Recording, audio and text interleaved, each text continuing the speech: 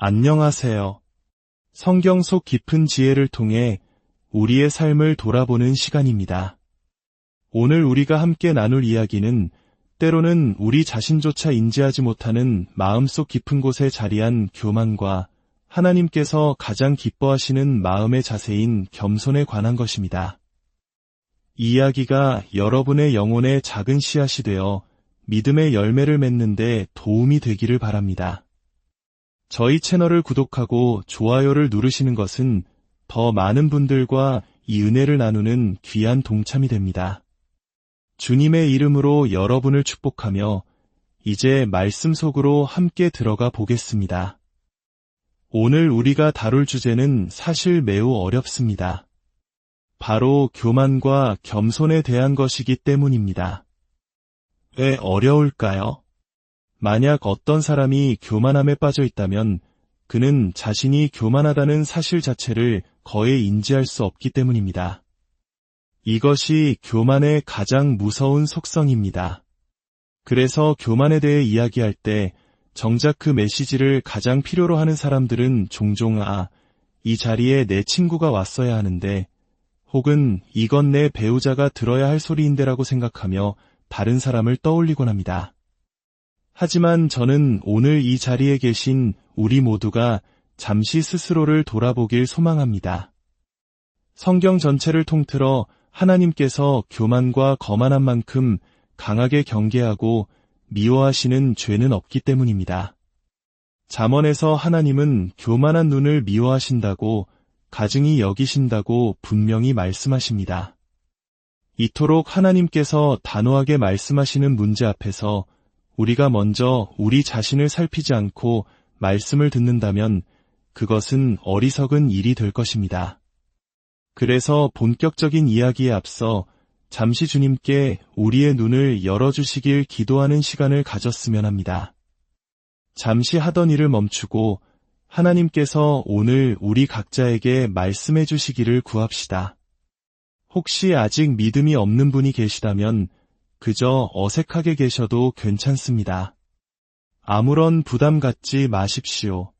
하지만 이런 기도를 한번 드려보는 것은 어떨까요? 하나님, 정말 살아계시다면 제게 말씀해 주세요. 전능하신 하나님은 우리의 이런 솔직한 기도를 결코 외면하지 않으실 겁니다. 함께 잠시 고개를 숙이고 눈을 감으시겠습니까? 꼭 그래야만 기도할 수 있는 것은 아니지만 분주한 우리 마음을 집중하는 데 도움이 될 것입니다. 고린도전서에서는 마음의 눈이 밝아진다는 표현이 나옵니다. 오늘 이 시간 다른 무엇보다 먼저 주님께서 우리의 마음의 눈을 밝혀주시길 기도합시다.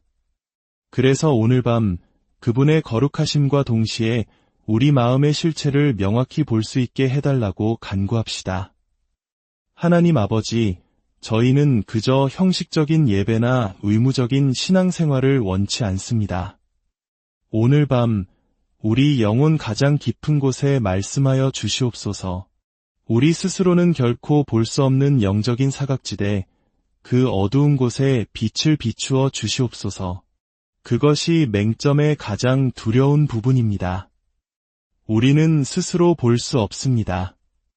오늘 성경에서 가장 유명한 노래 중 하나를 통해 주께서 우리에게 깊이 말씀해 주시고 우리 자신과 주님의 거룩하심을 보게 하시며 그 앞에서 우리를 겸손하게 만들어 주시기를 간절히 소망합니다.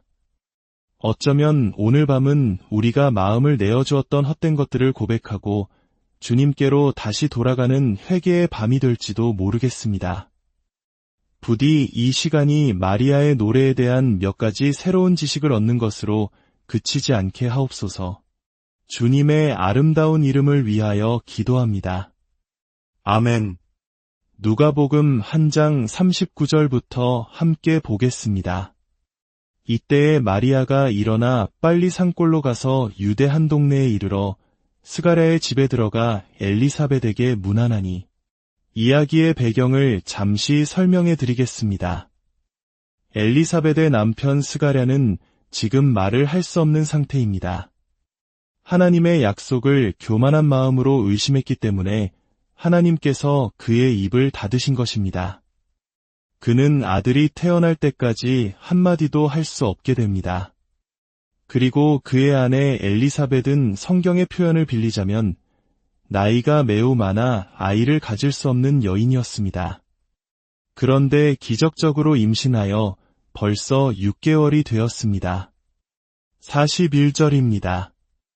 엘리사벳이 마리아가 문안함을 들음에 아이가 복중에서 뛰노는지라. 엘리사벳이 성령의 충만함을 받아 큰 소리로 불러 이르되 여자 중에 내가 복이 있으며 내 태중의 아이도 복이 있도다. 내 주의 어머니께서 내게 낳아오시니 이 어찌된 일인가. 정말 놀라운 장면입니다. 엘리사벳은 마리아가 임신했다는 사실을 아직 듣지 못했습니다. 마리아는 그 소식을 전하러 온 것입니다. 그런데 마리아가 들어서는 순간 엘리사벳의 뱃속아기, 즉 세례 요한이 기쁨으로 뛰놀고 엘리사벳은 성령에 충만하여 마리아의 태중아기를 나의 주님이라고 고백합니다. 여러분, 이 순간 예수님은 아직 어머니의 뱃속에 있는 작은 배아 상태입니다. 그런데도 이미 경배를 받고 계신 것입니다. 참으로 심오하고 놀라운 진리입니다. 엘리사벳은 계속해서 말합니다. 보라, 내 문안하는 소리가 내 귀에 들릴 때에 아이가 내 복중에서 기쁨으로 뛰놀았도다. 주께서 하신 말씀이 반드시 이루어지리라고 믿은 그 여자에게 복이 있도다. 그리고 46절, 이 놀라운 축복과 예언 앞에서 마리아가 드디어 입을 엽니다. 그녀는 노래하기 시작합니다. 우리가 때로 잊고 사는 사실이 있습니다. 바로 이 세상이 얼마나 거대하고 광활한지에 대한 감각입니다. 저는 해외, 특히 아시아 지역으로 갈 때마다 이 사실을 절감하곤 합니다. 비행기에만 26시간을 앉아있는 것도 그렇지만 시차 때문에 사랑하는 아내와 통화 한번 하기도 쉽지 않을 때 저는 이 세상의 거대함을 느낍니다. 제가 있는 곳은 칠흑 같은 밤인데 전화기 너머 집에서는 아이들이 아침 식사를 하며 아내가 커피를 마시고 있습니다. 저는 행성의 반대편에서 잠자리에 들려하고 있는데 아내는 막 하루를 시작하는 것입니다. 지금 이 순간 우리는 이 자리에 앉아 제 이야기를 듣고 있지만 바로 지금 이 시간 지구 반대편에서는 누군가가 울고 웃고 기뻐하고 축하하고 고통받고 피 흘리고 음식을 먹고 잠을 자고 있습니다. 상상할 수 있는 가장 높은 산 정상에 있는 사람이 있는가 하면 가장 깊은 골짜기에서 신음하는 사람도 바로 지금 이 순간에 존재합니다. 이 개념을 우주 전체로 확장시켜보면 그 광대함 속에서 모든 별과 행성과 은하계를 주관하시는 한 분의 주권자 하나님이 계시다는 사실은 우리의 머리를 아프게 할 정도로 경이롭습니다. 그분은 그저 말씀 한마디로 이 모든 것을 붙들고 계십니다. 그런데 더욱 놀라운 것은 이 수십억, 수조 개의 일들을 동시에 아시는 하나님께서 바로 당신과 나의 삶의 모든 세세한 부분까지 친밀하게 알고 계신다는 사실입니다. 이것이 바로 엘리사벳과 마리아가 경탄했던 이유입니다. 여기 아무도 주목하지 않는 가난하고 미천한 두 여인이 있습니다. 한 명은 늙고 아이를 낳지 못했으며 다른 한 명은 어리고 가난한 처녀였습니다. 그런데 인류 역사상 가장 위대한 30년이 바로 이 두 여인을 통해 시작되려 하고 있었습니다. 하나님께서 바로 그들을 선택하신 것입니다. 당시 유대인 남자들은 기도를 시작할 때 이렇게 말했다고 합니다. 하나님, 저를 이방인이나 여자로 태어나게 하지 않으심에 감사합니다. 그런데 하나님께서는 당신의 모든 약속을 성취하시기 위해 누구를 사용하셨습니까? 바로 엘리사벳과 마리아, 두 여인이었습니다. 그래서 그들은 어쩔 줄 몰라 하며 계속해서 되묻습니다. 어찌하여 이런 일이 내게 일어나는가? 어찌 이런 일이 가능하단 말인가? 지난주 천사가 마리아에게 나타나 은혜를 받은 자여, 여자 중에 내가 복이 있도다 라고 했을 때 마리아의 반응은 지금 누구에게 말씀하시는 겁니까? 저 말입니까? 였습니다. 이제 엘리사벳도 똑같이 반응합니다. 마리아가 찾아오자 그녀는 외칩니다. 내가 누구이기에 내 주의 어머니께서 내게 나아오시는가? 우리가 누구이기에 하나님께서 이런 일을 행하시는가? 이 벅찬 감격 속에서 마리아는 노래하기 시작합니다. 이 노래는 마니피카디라고 불리며 단순한 노래가 아닙니다. 이 노래는 인간 마음의 본질과 하나님께서 그 마음을 어떻게 다루시는지를 보여주는 위대한 선포입니다. 한편으로는 너무나 아름답고 놀랍지만 다른 한편으로는 매우 고통스럽고 두렵게 느껴질 수도 있는 내용입니다. 마리아의 노래를 함께 들어보시겠습니다. 내 영혼이 주를 찬양하며 내 마음이 하나님 내 구주를 기뻐하였음은 그의 여종의 비천함을 돌보셨음이라. 보라, 이제 후로는 만세에 나를 복이 있다 일컬으리로다. 능하신 이가 큰 일을 내게 행하셨으니 그 이름이 거룩하시며 긍휼하심이 두려워하는 자에게 대대로 이르는도다. 그의 팔로 힘을 보이사 마음의 생각이 교만한 자들을 흩으셨고 권세 있는 자를 그 위에서 내리치셨으며 비천한 자를 높이셨고 주리는 자를 좋은 것으로 배불리셨으며 부자는 빈손으로 보내셨도다. 그 종 이스라엘을 도우사 긍휼히 여기시고 기억하시되 우리 조상에게 말씀하신 것과 같이 아브라함과 그 자손에게 영원히 하시리로다. 이 노래에는 겸손하고 마음이 가난한 자에 대한 세 가지 진리와 마음이 교만한 자에 대한 세 가지 진리가 담겨 있습니다. 먼저 겸손한 자에게 주어지는 축복을 살펴보겠습니다. 첫째, 50절입니다. 긍휼하심이 두려워하는 자에게 대대로 이르는도다.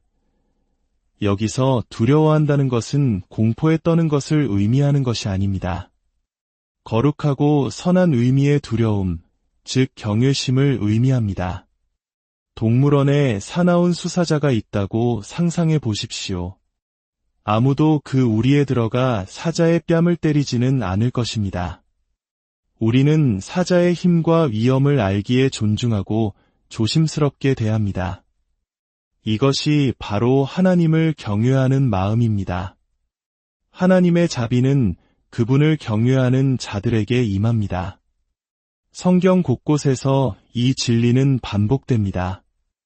로마를 위해 동족의 피를 빨던 세리장 삭개오가 겸손히 주님을 보고자 뽕나무에 올라갔을 때 주님은 그를 부르시고 오늘 구원이 이 집에 이르렀다고 선포하셨습니다.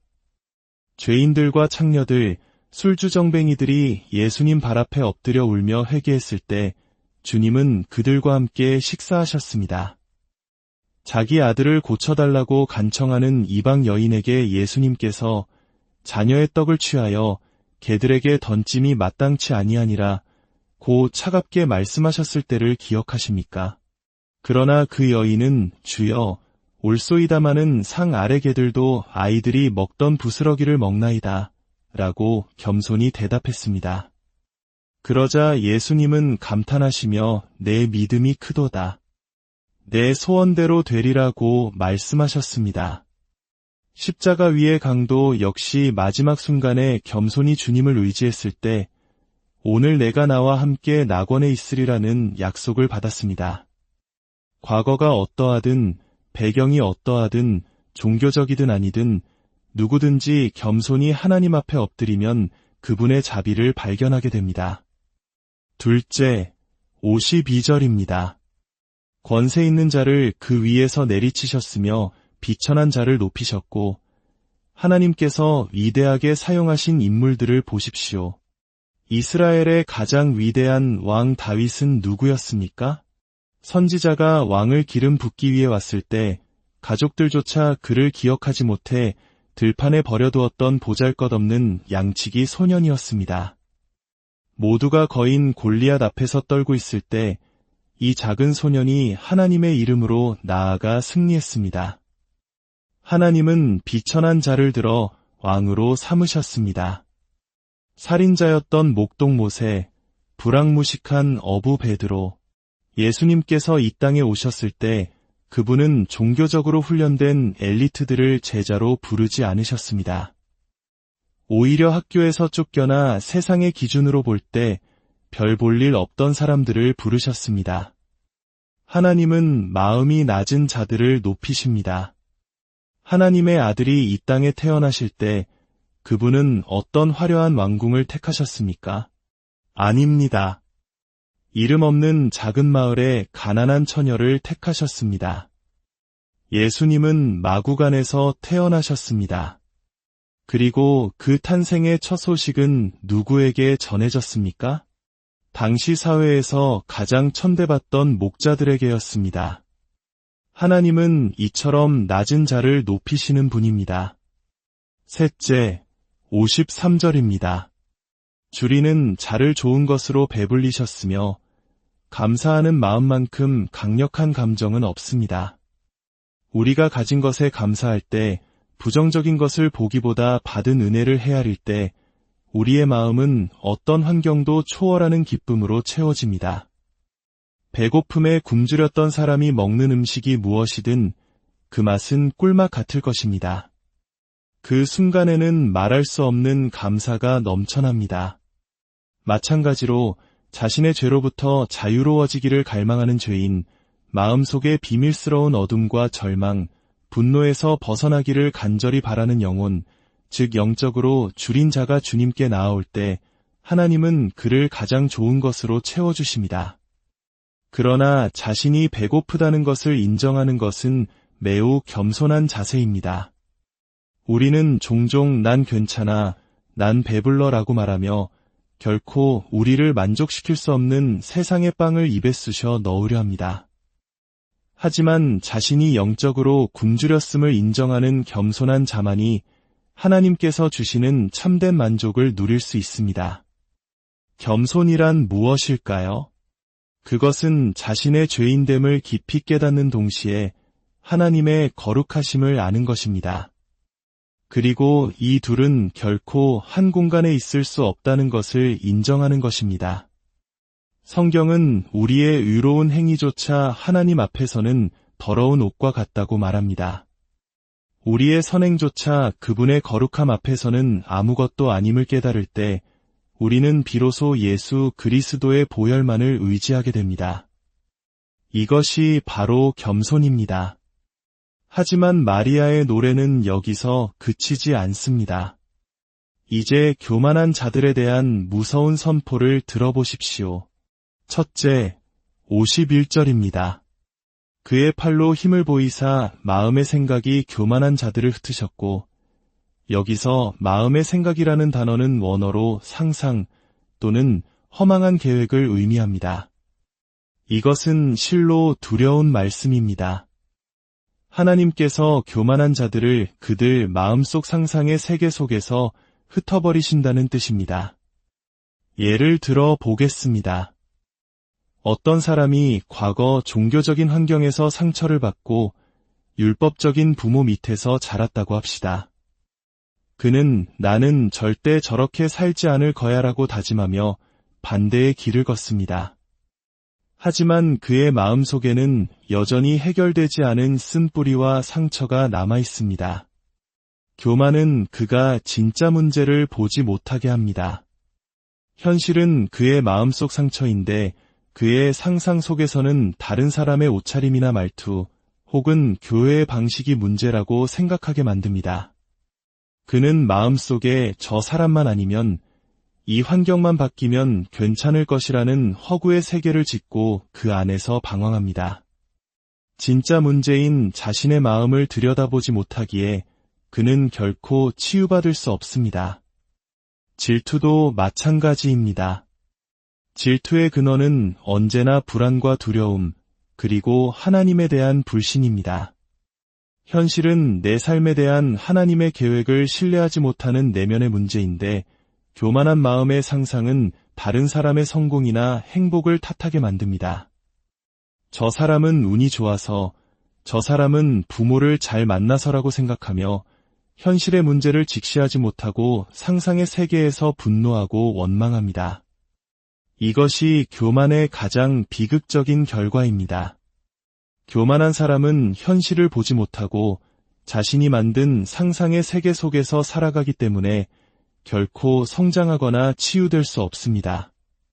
둘째, 52절입니다. 권세 있는 자를 그 위에서 내리치셨으며 교만한 사람들은 잘못된 통제감을 가지고 살아갑니다. 그들은 자신의 삶과 주변 환경을 스스로 통제할 수 있다고 믿습니다. 그들은 자신의 삶이라는 왕좌에 스스로 앉아 두려워하는 모든 것을 통제하려고 합니다. 자녀가 잘못될까 두려워 그들의 모든 환경을 억압하고 통제하려 합니다. 그 결과는 무엇입니까? 자녀의 반항입니다. 배우자가 떠날까 두려워 그를 억압하고 규칙으로 올가매려 합니다. 그 결과는 무엇입니까? 배우자는 더욱 멀어집니다. 결국 그들은 자신이 가장 두려워했던 바로 그 결과를 자기 손으로 만들어내는 자기 충족적 예언자가 됩니다. 하나님은 때로 개입하지 않으시고 교만한 자가 스스로 쌓아올린 왕좌가 스스로 무너지도록 내버려 두십니다. 더욱 비극적인 것은 모든 것이 무너진 뒤에도 교만한 사람은 내 말이 맞았잖아. 그럴 줄 알았어라고 말하며 자신의 잘못을 보지 못한다는 것입니다. 셋째, 53절입니다. 부자는 빈손으로 보내셨더라. 여기서 부자는 단지 물질적으로 부유한 사람만을 의미하지 않습니다. 자신이 가진 것이 무엇이든 그것으로 충분하다고 여겨 더 이상 하나님을 필요로 하지 않는 모든 사람을 의미합니다. 돈이 충분하다고, 배우자의 사랑이 충분하다고, 건강이 충분하다고, 지식이 충분하다고 생각하는 사람들입니다.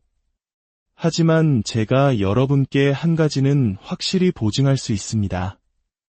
언젠가 당신의 건강과 당신의 은행 계좌는 당신을 배신할 것입니다. 우리가 의지하는 세상의 모든 것들은 결국 우리를 실망시키고 굶주리게 만들 것입니다. 그때가 되어서야 비로소 우리는 자신이 얼마나 공허하고 굶주린 존재였는지 깨닫게 될 것입니다. 하나님은 스스로 배부르다고 여기는 자들을 결국 빈손으로 돌려보내실 것입니다. 성경은 끊임없이 경고합니다. 잠언 16장 5절은 이렇게 말합니다. 물은 마음이 교만한 자를 여호와께서 미워하시나니 피차 손을 잡을지라도 벌을 면하지 못하리라.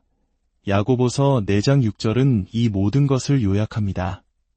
하나님은 교만한 자를 물리치시고 겸손한 자에게 은혜를 주시느니라. 교만이란 무엇입니까?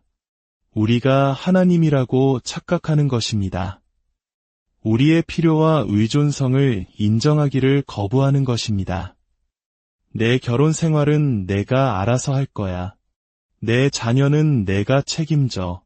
내 건강, 내 재산, 내 문제, 다 내가 해결할 수 있어. 이것이 바로 교만입니다. 기쁨과 평안, 치유와 만족을 오직 하나님으로부터만 얻을 수 있도록 설계된 이 우주에서 그 모든 것을 스스로 해내겠다고 선언하는 것이 바로 교만입니다. 사랑하는 여러분, 교만은 우리의 삶 모든 영역에서 모든 순간에 우리의 가장 큰 적입니다. 성공은 우리를 교만하게 만들 수 있습니다.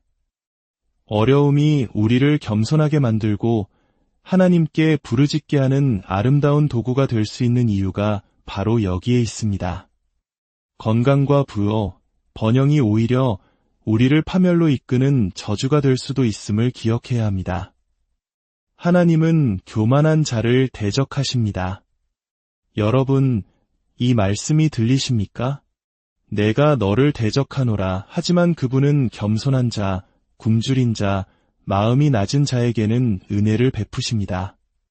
이제 잠시 우리의 마음을 살필 시간입니다. 당신의 마음 속에는 고백해야 할 교만은 없습니까?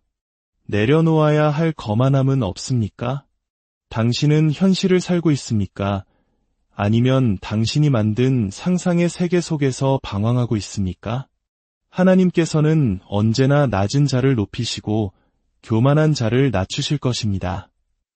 이것은 변치 않는 영적 법칙입니다.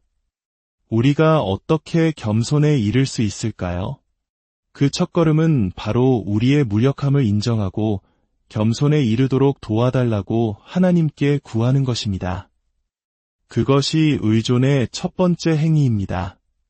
아버지 하나님, 오늘 우리에게 주신 말씀에 감사드립니다. 성경을 통해 우리 자신을 읽게 하시니 감사합니다. 오늘 밤 주님께서 우리의 눈을 열어주시길 간구합니다. 우리가 어디에서 교만하게 행했는지, 어디에서 용서를 구해야 하는지, 어디에서 회개해야 하는지 보게 하옵소서. 상상의 세계에서 걸어나와 현실을 직면하게 하시고 주님 앞에서 우리 마음을 겸손하게 하옵소서. 기도할 힘조차 없는 이들을 위해서도 기도합니다. 주님, 친히 우리를 도와주소서. 우리를 낮추어 주소서. 깊고 영원한 기쁨을 향한 우리의 유일한 소망이 바로 그 겸손의 자리에 있음을 믿기 때문입니다. 주님의 아름다운 이름을 위하여 이 모든 것을 간구합니다. 오늘 이 말씀이 여러분의 삶에 깊은 울림과 위로가 되기를 소망합니다. 주님의 은혜가 여러분과 여러분의 가정 위에 늘